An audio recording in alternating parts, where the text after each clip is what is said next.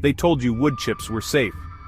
They said the chips keep weeds down. They told you they save water and build your soil over time. They told you to cover your precious garden beds in those brown, crunchy wood chips, and so you did it. You spread them thick and even. The beds looked so tidy, the paths looked clean and defined. You felt a sense of order, a sense of control over the wildness of nature. The seasons passed by, one after the other, and you felt you had done the right thing for your land. Then, you began to notice things. Small things at first, almost too small to register. The plants in your garden began to slow down in their growth. Their leaves, once vibrant green, started to show a faint yellowing at the edges. Tiny stems that should have been reaching for the sun seemed to stutter. You noticed the soil itself had sunk, becoming compacted and lifeless. You dug your hands into it and found fewer worms than you remembered. The chips were still there, a uniform blanket over everything. The truth began to take root. The wood chips could be the source of the slow harm you were witnessing. To understand the harm, or rather how they fail to work, remember, wood chips are made of wood. Wood is mostly carbon, dense and built to resist decay. A fallen tree can take decades to disappear. Spread fresh or partially composted chips, and you ask tiny soil life to do an almost impossible job. You're giving them a feast that's almost impossible to chew. Soil microbes need nitrogen to break down carbon. Wood chips, very high in carbon, very low in nitrogen. So microbes pull nitrogen from the surrounding soil. Nitrogen immobilization, or nitrogen tie-up. Plants are left hungry. Yellow leaves and stunted growth. Beyond nitrogen theft, chips can form a physical barrier. In dry climates, they knit into a hard, impenetrable cake. When rain comes, water runs off instead of soaking to roots. In wet conditions, a dense fungal mat can suffocate the surface. It blocks fine roots, keeps earthworms down, and shelters slugs and snails in cool, damp darkness. They hide by day, emerge at night to eat seedlings. The chips that tidy your bed create a protected city for pests. There is a better way, a path back to healthy living soil. It does not come in a plastic bag, and it costs nothing. The solution is a free mulch that feeds your soil with incredible speed. It can build rich, dark humus up to 5 times faster than wood chips. This is the fix that wins back life in your beds. It brings earthworms back in droves and feeds beneficial microbes. It holds water like a natural sponge. The name is simple, leaf mold. You can supercharge it with other free materials. Grass, clippings, and kitchen scraps. Leaves are thin, low in wood. Microbes consume them with ease. Leaf mold is just fallen leaves, left to rot with fungi into something dark, soft, and sweet-smelling. Earthworms find it irresistible. Microbes thrive in its gentle structure. Add grass for nitrogen, decomposition accelerates. Add kitchen scraps for a wider nutrient buffet. Months to humus, not years. This is humus, the lifeblood of good soil. Making leaf mold is one of the easiest and most rewarding things you can do.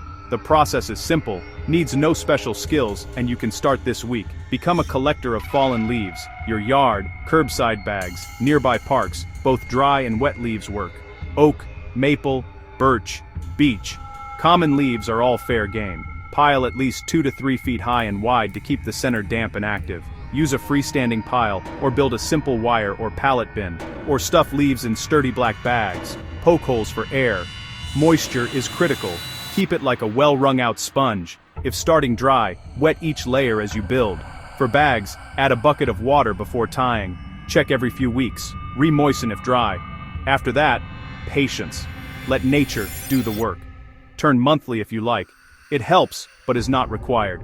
In 6 to 12 months, the bottom becomes dark, crumbly, and wonderfully fragrant. Use as a top dressing or mix gently into the top layer. If you want rich humus even faster, supercharge your leaf pile. Add 2 free materials, fresh grass clippings and kitchen scraps. Grass is rich in nitrogen, the missing element in woody materials, essential for rapid decomposition. Add grass in thin layers, 1 to 2 inches. Never a thick, slimy mat. Regular thin additions inject nitrogen and kick activity into high gear. The pile may warm, a sign of acceleration. Keep a counterpail for uncooked vegetable and fruit scraps. Coffee grounds, tea bags, crushed eggshells, apple cores, broad, beneficial nutrients. Avoid meat, dairy, oils, and cooked foods. They attract pests and odors. Add small layers every few days, then cover. Leaves, grass, and scraps create a perfect environment for hot composting. Keep it damp and turn weekly or bi-weekly to aerate. In a few months, dark, crumbly, sweet like forest floor, with no recognizable bits. Ready. That is your nutrient-rich humus. Another powerful method uses free materials to build soil in place. Sheet composting, lasagna gardening, lay plain, uncoated cardboard to smother weeds and kickstart top-down soil building. Mow or cut weeds low and leave the cuttings. Overlap edges by several inches. Remove tape, labels, staples. Avoid glossy coated product boxes. They do not break down well. Soak the cardboard completely. This step is critical. Moisture invites worms and soil life to do the work for you. Add a thin layer of compost or nitrogen-rich grass directly on top.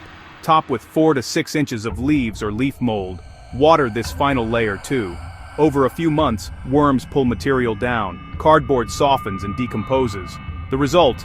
A rich, deep, perfectly structured new layer of topsoil.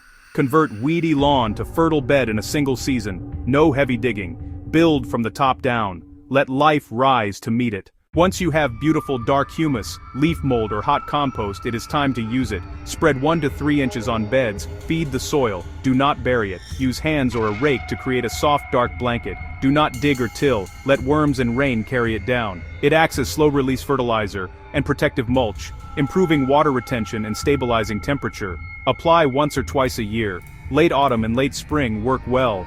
Water gently to settle and start feeding. This warning does not mean chips have no place. Use them on garden paths, durable, clean, mud-free, and weed-suppressing. They break down slowly and can improve soil beneath over years. Fresh coarse chips are perfect for paths. They are also fine around established trees and shrubs. Use aged chips and keep a gap at the trunk.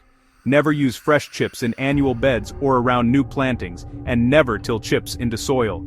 Think of chips as surface covering, not a feeder. Paths get chips, beds get leaves and compost.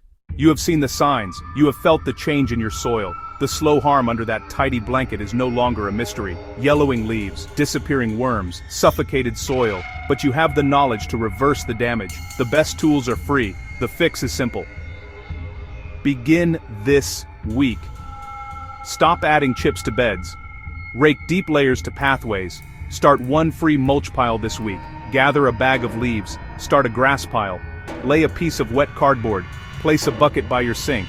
Save coffee grounds and vegetable peels. Feel the difference between dead dirt and living earth. See that lid lifted away, a dark, soft humus in its place. Earthworms return, roots spread, water sinks deep. The garden breathes again. The choice is yours. Tidy lie, or living soil. Stop using wood chips as a crutch. Start building real soil with nature's free gifts.